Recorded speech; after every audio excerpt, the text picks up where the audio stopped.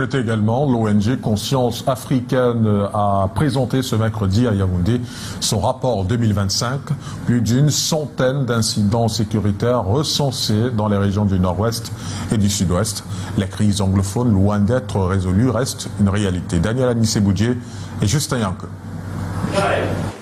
La crise dans la région du Nord-Ouest et du Sud-Ouest continue de faire des violences.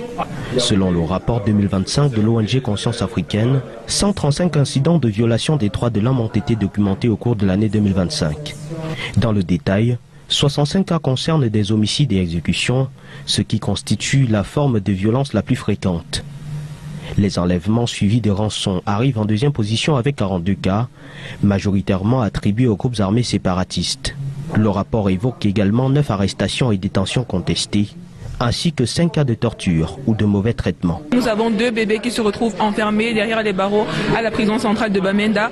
Elles ont été enfermées il y a plus de 6 mois avec leur maman qui ont été arrêtées parce qu'elles étaient soupçonnées de connaître un séparatiste. Alors ces bébés sont enfermés dans des conditions vraiment dégradantes qui ne sont pas vraiment bien pour des bébés.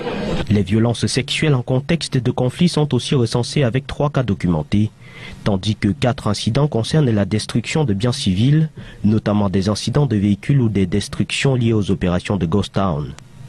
Enfin, 8 attaques ayant causé des blessés sans décès confirmés ont été signalées, visant notamment des marchés ou des lieux publics.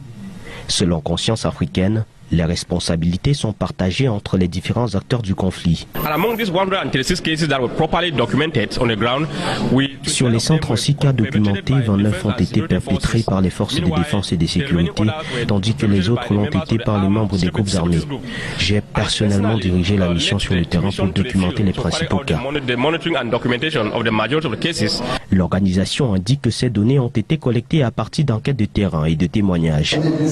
À travers ce rapport, Conscience Africaine entend interpeller les autorités nationales et la communauté internationale sur la nécessité d'un dialogue inclusif pour mettre fin à la crise. Et sur le fond de la transparence financière, le contrôle supérieur de l'État frappe fort.